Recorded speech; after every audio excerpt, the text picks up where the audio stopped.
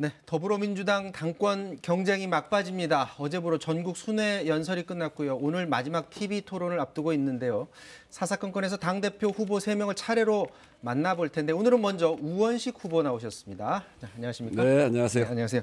자, 이제 내일부터 이틀간 대의원 권리당원 온라인 투표가 실시가 됩니다. 네.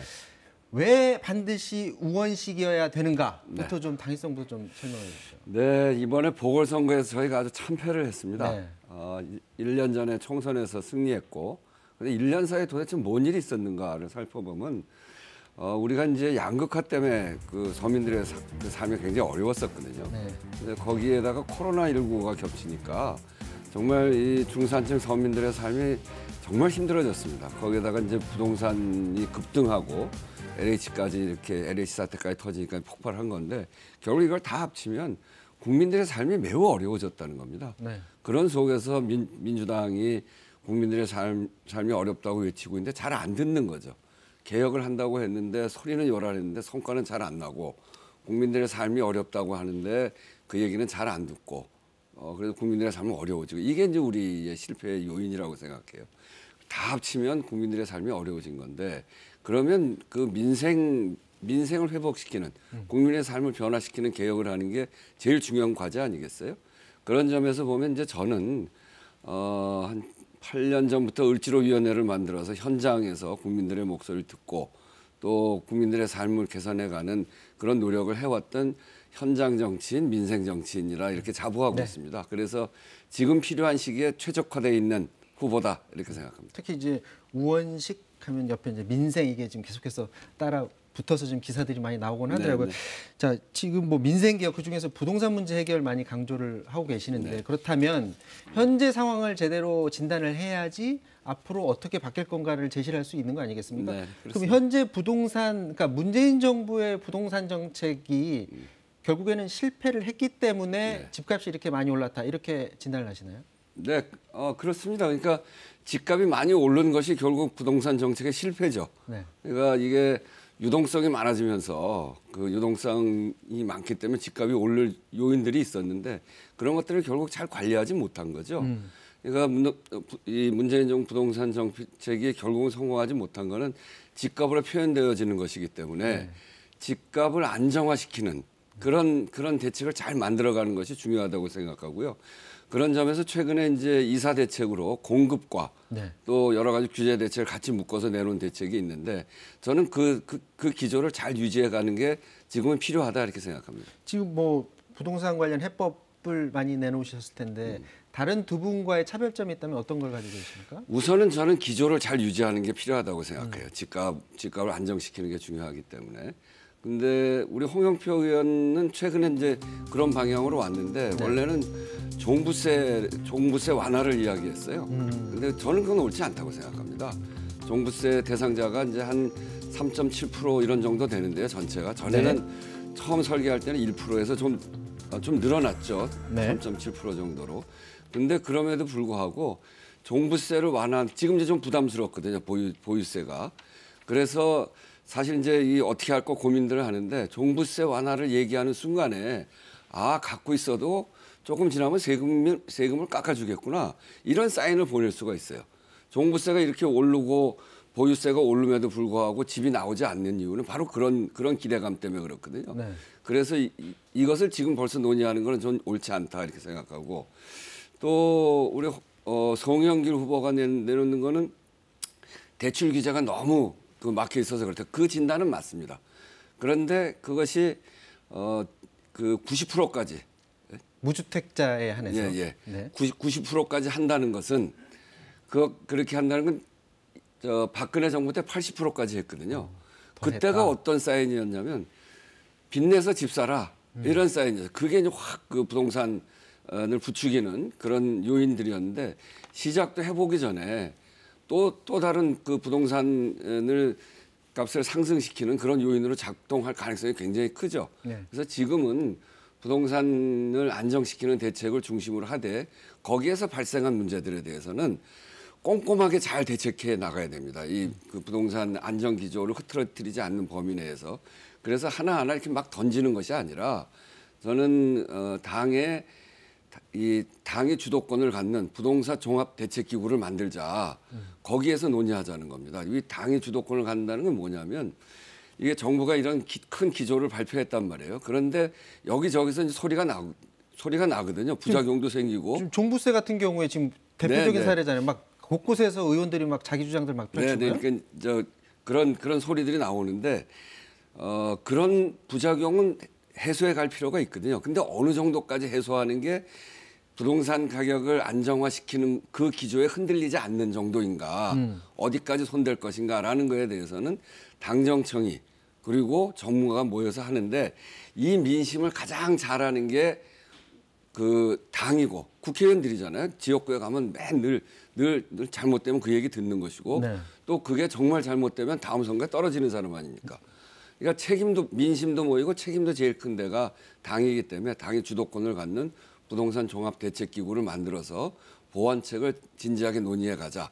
단 지금 중요한 것은 부동산 시장을 안정시키는 기조를 유지해 가는 네. 것이다. 이렇게 말씀드립니다. 자, 요건 어떤지 좀 궁금합니다. 조금 전에 조정훈 의원 나오셔서 손실 보상제 네. 이번에 그 코로나로 피해를 입은 자영업자들을 돕기 위한 방법인데 이게 소급 적용 놓고 의견이 좁혀지지 않아서 지금 조금 전 상황에서도 이걸 관련해서 지금 합의가 지금 안 되고 있는 상황이라고 네. 하는데 여기에 나왔던 많은 민주당 의원분들이 얘기하셨을 때는 소급 적용 가야 된다라고 초반 몇 달 전에 그렇게 얘기를 하시다가 네. 최근에는 당정회의 이후에 약간 물러서는 듯한 모습을 지금 보이고 있거든요. 물러서면 안 됩니다. 근데 왜 이 태도가 이렇게 바뀐 겁니까? 글쎄, 태도가 얼마나 바뀌었는지 모르겠는데 네.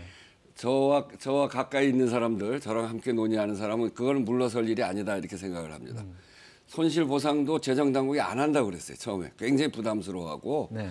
그거는 재정이 감당하기 어렵다 이렇게 얘기했는데 사실은 그러면서 재정은 화수분이 아니다 이렇게 얘기해요. 그런데 저는 정말 화가 나는 게 재정은 화수분이 아니다가 아니고 국민의 인내가 화수분이 아닙니다.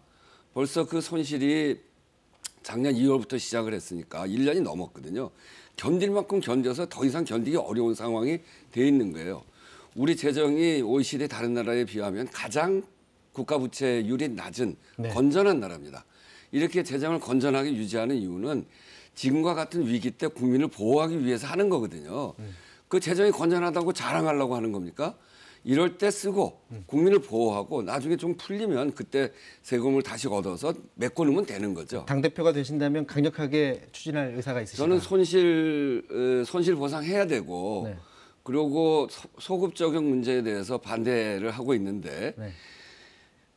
그거는 소급 적용이라고 하는 건 과거의 손실 아닙니까? 네. 이 손실은 과거의 손실이 아닙니다. 누적돼 있는 현재의 손실이지. 그래서 전체를 못한다고 하더라도 우리 국가가 감당할 수 있는 범위 안에서 네. 전체 당신 손해는 이만큼 났는데 우리가 이만큼까지 하겠소.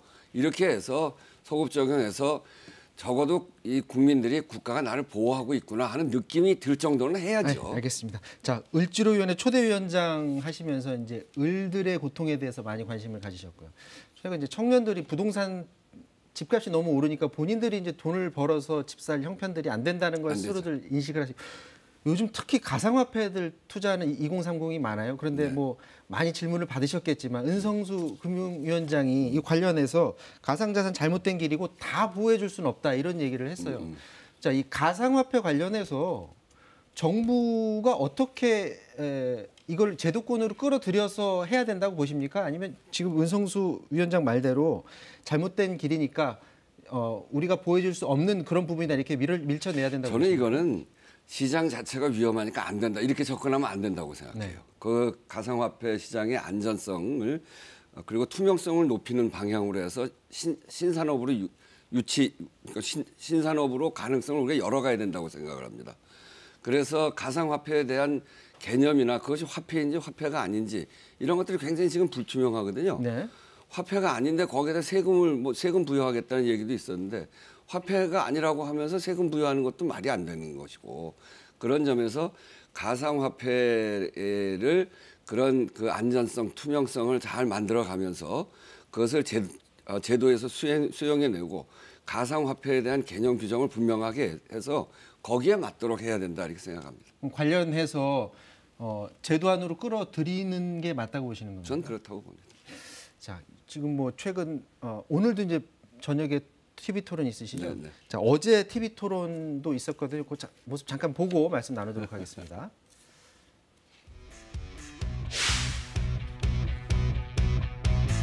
이미 춘천에 1억 5천 도수 이상을 스푸트니크가 만들고 있다면 이 다다익선 좋은 거지 그거를 반대할 이유가 없죠. 저는 이 문제는 송 후보의 어떤 이런 뭐 정치인으로서 태도의 문제라고 봅니다. 저 손흥민 후보님, 네. 문제는 이런 거예요. 네. 협상은 정부가 하는 거고 국회의원, 뭐 외교통일 그 위원장이 돼도 협상할 수 있도록 자리를 만들어주고 연결해주는 역할을 하는 거지 직접 협상을 벌이는 건 아니거든요.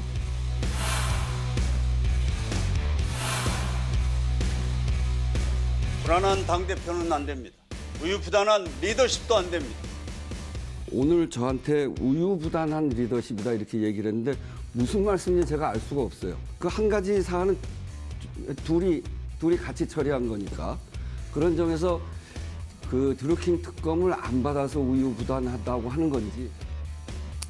지금 토론 보면 이제 송영길 후보에 대한 집중 공격하는 목소리들을 제가 많이 봤는데 이제 백신 얘기만 해보면 네. 지금 시점에서 보면 이제 굉장히 늘었습니다. 9,900만 명분을 이제 확보를 해놓은 상태인데 그 전 상황에서 봤을 때 약간의 국민들이 약간 불안한 심리도 있으니까 만약에 안전성만 확보된다면 러시아 백신도 그 검토를 할 수는 있는 것 아니냐라는 주장 여기에 대해서는 이재명 지사도 사실은 동의했던 전 부분인데 충분히 가능합니다.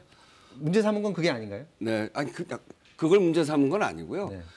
어느 백신이든지 그 안전하다면 우리가 못 쓸 이유가 뭐가 네. 있습니까? 그걸 판단하고 협상을 하고 하는 것은 정부가 해야 되는 거죠. 네. 그러니까 정부 누가 이제 그거 해라 이런 게 아니라 누가 먼저 정보를 갖고 있으면 정부에다 알려주고 정부가 그 판단해서 안전성을 검토하고 협상을 하면 되는 일이거든요. 네. 송 후보한테 문제 제기한 거는 본인이 협상을 했다 이렇게 얘기하니까 아니 그 백신을 부여오고 협상하는 건 정부의 권한이고 정부가 하는 거지. 도와줬다라는 뜻이 아닐까요? 아니 근데 이제 본인이 네. 협상했다 이렇게 자꾸 얘기를 하니까 그래서 그거는 당신 너무 오바다. 그러니까 너무 자신을 내세우려고 하지 마라. 우리가 앞으로 필요한 리더십은 이 대통령 선거까지 치러야 되기 때문에 후보를 중심으로 해서 이 협력하고 협조하면서 잘 전체를 조화롭게 끌어가야 되는데 당 대표가 자기의 공을 너무 자랑하고 앞세우고 이러다 보면 그런 것들이 잘 안 되지 않냐라고 하는 리더십 문제를 얘기하다가 백신 얘기가 나온 겁니다. 네, 알겠습니다. 어쨌거나 이제 안전성만 확보된다면 충분히 뭐 그것이 러시아 백신이든 아니든 간에 충분히 논의할 수 있다. 이렇게 그럼요. 이해를 국민의 하겠습니다. 안전을 위해서 흥묘, 백묘 다 할 수 있는 거죠. 단지 네. 그 안전성에 대해서는 정부가 판단하고 협상을 정부가 하는 거다. 그래서 정부를 믿고 해야 된다 이런 겁니다. 자, 이제 당 대표가 만약에 되신다면 야당과의 관계 회복도 굉장히 중요합니다. 네. 그런데 이제 국민의힘에서 제일 강력하게 얘기하는 것 중에 하나 바로 법사위원장 자리는 다른 건 몰라도 그건 꼭 줘야 된다라고 얘기하거든요. 가능합니까? 다른 건 몰라도 그건 곤란합니다. 아, 다른 건 몰라도 왜 절대 그건 안 돼요. 그러냐면 그걸 우리가 그냥 갖고 싶어서 그러는 게 아니고 네. 20대 국회를 한번 생각해 보세요. 20대 국회가 최악의 국회거든요.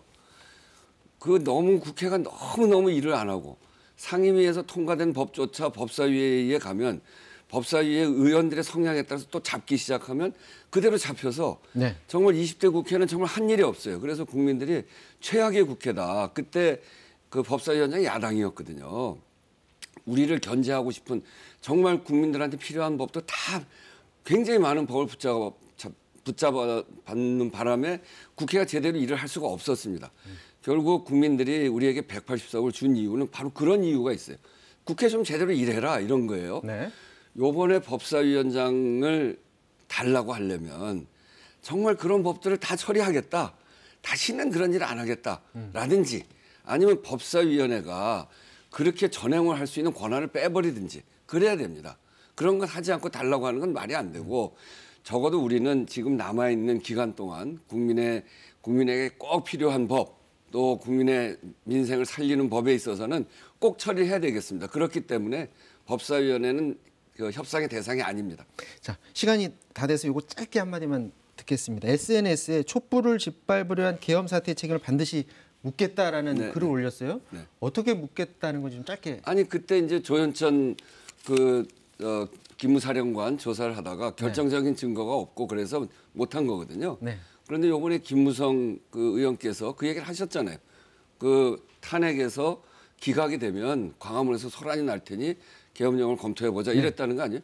그럼 그게 결정적인 증거죠. 뭐 했다는 건데 이 지금 시대에 계엄령을 검토했다는 게 말이 됩니까? 그러니까 어떤 방식으로 묻겠다는 거죠? 그건 조사를 해야죠, 더. 더 조사를 하도록 그러니까 하겠다. 지금 결정적인 증거가 나왔으니까 그거 가지고 책임을 묻고 네. 그렇게 해야죠. 자, 시영의상 여기서 마치도록 하겠습니다. 지금까지 민주당 당대표 후보인 우원식 의원과 말씀 나눴습니다. 말씀 고맙습니다. 네, 감사합니다.